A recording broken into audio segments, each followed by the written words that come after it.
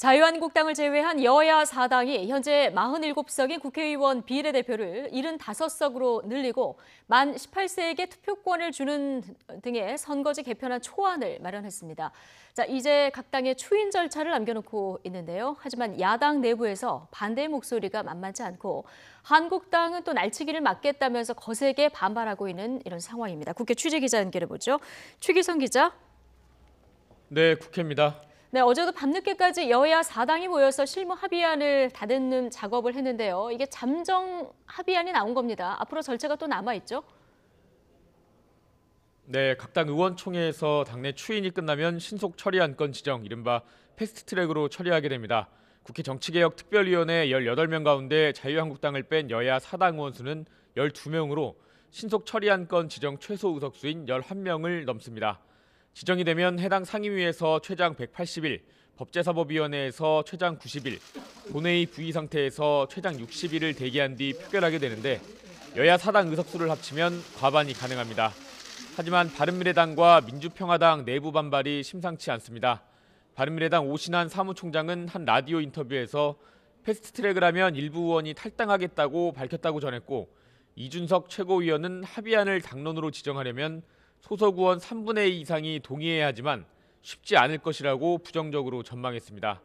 여기에 바른미래당 원외지역위원장 10여 명도 국회에서 기자회견을 열고 반대 의사를 밝히면서 총회 소집을 요구하는 등 어수선한 분위기입니다. 민주평화당 유성엽 최고위원은 민주당이 제시한 300명 이내에서 연동형 비례제에 합의하는 건 합의를 안 하는 것만 못하다고 지적했고, 김경진 의원은 선거법과 고위공직자 비리수사처법, 검경 수사권 조정을 함께 패스트트랙 처리하는 건 부적절하다고 언급했습니다. 여야 4당 합의에 관해서 한국당은 날치기법 처리를 결사 저지하겠다며 목소리를 높이고 있습니다. 황교안 대표는 여당이 패스트트랙 연계 처리하려는 법안을 독재 3법이라고 규정했고, 나경원 원내대표는 대한민국 정치사에 유례없는 부끄러운 일이라고 날을 세웠습니다. 이런 가운데 홍영표, 나경원, 김관영 여야 3당 원내대표가 비공개로 만나서 선거법 처리와 관련해 논의를 하고 있어 결과가 주목됩니다.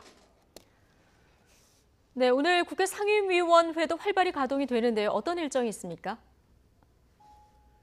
네, 오전 국회 행정안전위원회에서는 김창보 중앙선거관리위원 후보자에 대한 인사청문회를 열고 자질 검증을 이어가고 있습니다. 현재 서울고등법원장인 김 후보자는 지난달 8일 대법원장의 인사청문 요청안이 국회에 제출됐습니다.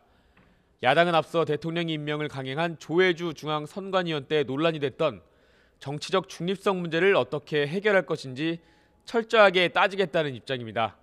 국방부와 병무청 등 업무 보고가 이어지는 국방위에서는 북한 동창리 미사일 시험장 복구 등 북한 동향과 우리 군의 대북 대비태세와 관련한 질의가 쏟아질 전망입니다.